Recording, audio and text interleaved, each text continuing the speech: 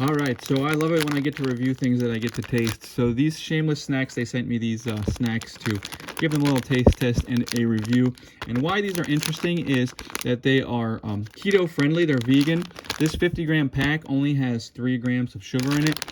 So, you know, if you're looking for something, if you're keto, or if you're just looking to have a kind of a fruity snack that is, you know, doesn't have much sugar in it, this is what they advertise these for.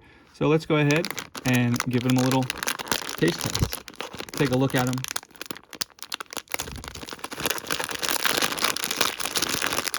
Just opening it up, I can smell that watermelon flavor.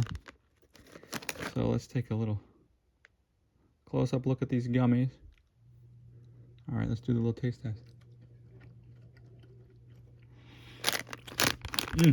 Well, very watermelony. You would never know there's only 3 grams of sugar in it.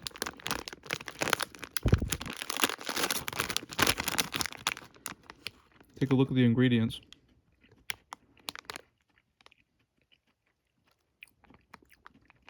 It was colored with carrot juice. These are really good.